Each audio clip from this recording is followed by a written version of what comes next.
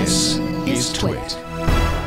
Reuters is reporting that Sony Pictures Entertainment has hired FireEye's Mandiant forensics unit to investigate a huge cyber attack that knocked out the studio's computer network almost a week ago, according to 3 people with knowledge of the matter. The FBI is reportedly also investigating this incident.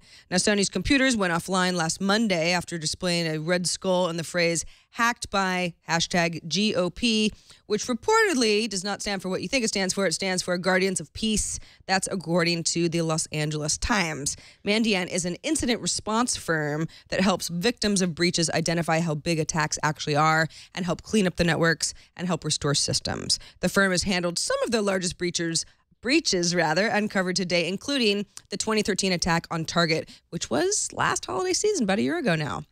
The Wall Street Journal notes that this attack on Sony appears to have used similar tools to those used last year to attack South Korean television stations and ATMs. This is according to people briefed on the situation. See how I get creative with those? South Korea publicly blamed those at the time 2013 attacks on North Korea.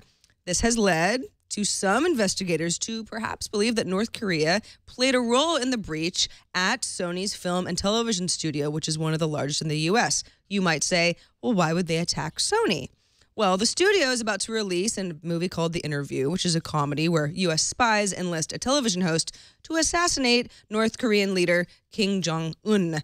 In June, a spokesman for Pyongyang government said that distribution of the movie would be, quote, the most undisguised terrorism and war action, and threatened a, quote, strong and merciless countermeasure if the U.S. government patronizes the film. However, someone at Sony Pictures with knowledge of the matter told the Journal that a connection to North Korea is just one of many possibilities that the studio is examining, and it has no direct knowledge that that nation was involved in the attack at all. Moving on now to some other news. In an executive order, the White House has announced that it's pledging $263 million in funding for police training and body cameras. $75 million of that will go towards buying 50,000 cameras for law enforcement officers across the country. Sounds like a lot, but currently there are over 750,000 police officers in the U.S. It is a start, though. The remainder of the money will go towards training police in the responsible use of paramilitary equipment, which many local governments acquired from Homeland Security programs. Plus, funds will provide police outreach programs with the hope of building trust between local departments and their communities.